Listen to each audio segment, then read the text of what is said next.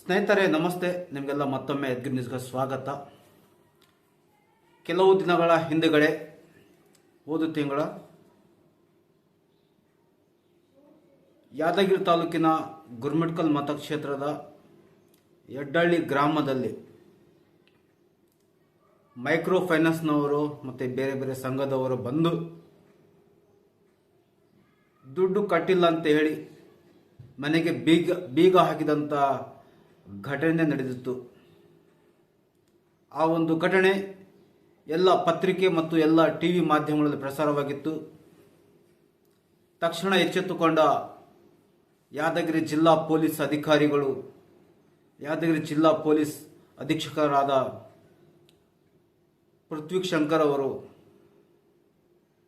ಯಾರಿಗೆ ಅನ್ಯಾಯವಾಗಿದೆ ಅಂತವರ ಪರ ನಿಂತು ಆ ಮನೆಗೆ ಬೀಗ ಹಾಕಿದಂಥ ಬೀಗವನ್ನು ತೆರೆದು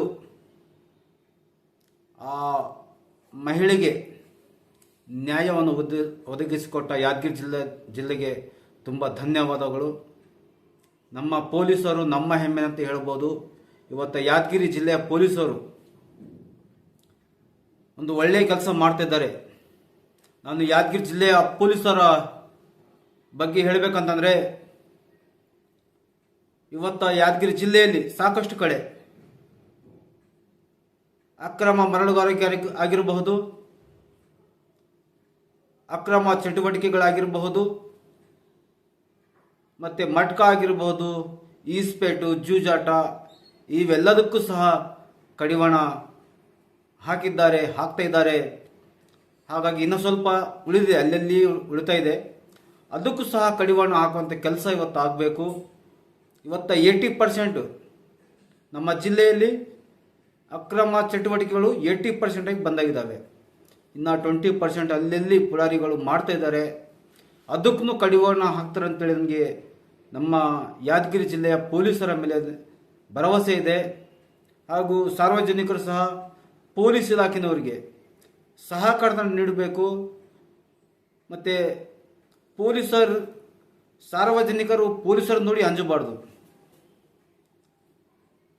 ಪೊಲೀಸರನ್ನು ನೋಡಿ ಭಯ ಪಡಬಾರ್ದು. ತಪ್ಪು ಮಾಡಿದವರು ಭಯ ಪಡಬೇಕು.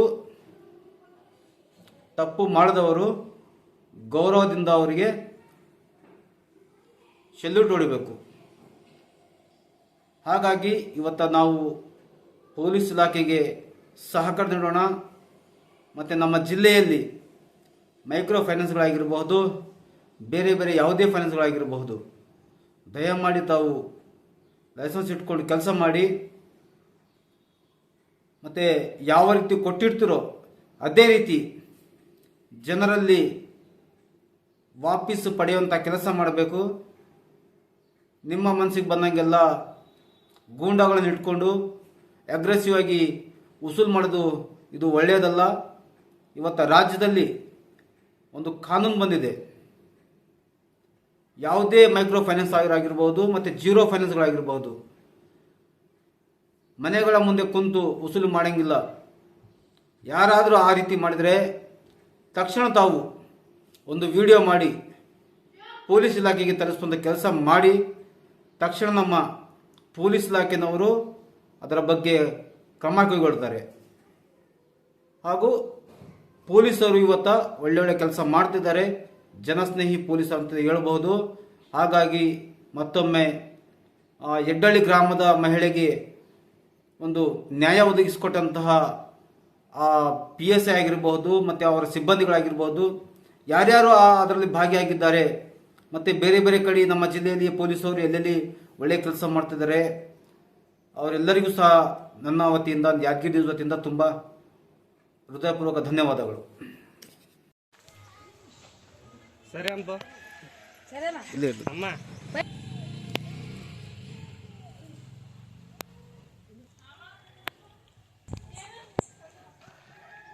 ಯಾರು ತೆಗೆದ್ರ ಅಮ್ಮ ಕೀಲಿದು? ಕೀಲಿ ಎಸ್ ಪಿ ಬಂದು ತೆಗೆದ್ರಿ. ಮತ್ತೆ ಕರ್ಕೊಂಡ್ಬಂದ್ರೆ ಜೀವದಾಗ ಕರ್ಕೊಂಡು ಹೋಗ್ಯಾರ. ಏನು ಹೇಳ್ತೀರಿ ಪೊಲೀಸ್ ಅವ್ರಿಗೆ? ನೀವು ಏನು ಹೇಳ್ತೀರಿ ಪೊಲೀಸ್ ಅವ್ರಿಗೆ?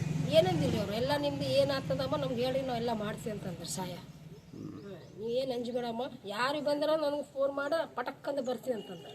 ಅವ್ರಿಗೆ ಇಲ್ಲೇ ನಿಂದ್ರಿಸ ನಾ ಬರ್ತೀವಿ ಅಂತಂದ್ರೆ ಒಳ್ಳೆ ಕೆಲಸ ಮಾಡ್ರಿ ಪೊಲೀಸರು. ಹಾಂ ಚಲೋ ಮಾಡ್ರಿ, ಭಾರಿ ಕೆಲಸ ಮಾಡಿ ಒಂದು ಕಿಲಿ ತೆಗಿಲಕ್ಕೆ ಹಚ್ಚಾರ ಸರ್. ಅದು ಇವತ್ತು ಕಿಲಿ ತೆಗ್ದಾರ ಅಂತ ನನ್ನ ಮಗಂದು ಇವತ್ತು ಮಣ್ಣು ಐತಿ ಸರ್. ಎಲ್ಲ ರೋಡಿ ಮೇಲೆ ನಿಂದಿರ್ಸಿದ ಮಣ್ಣು ಮಾಡ್ಬೇಕಾಗ್ತಿತ್ತು ಸರ್ ನಮ್ಗೆ. ಅದೊಂದು ಚಲೋ ಆಯ್ತು ನೋಡಿ ಸರ್ ನಮ್ಗೆ. ಆಯ್ತು ಅವ್ರ ಕೈದು ಏಟಾಗ್ತದೆ ನಂಗೆ ಸಹಾಯ ಮಾಡಲಕ್ಕ, ಅಷ್ಟೇ ಸಾಕು ನಂಗೆ, ಮತ್ತೇನು ಬೇಡ, ಇಷ್ಟೇ ಸಾಕು ನಂಗೆ. ಓಕೆ.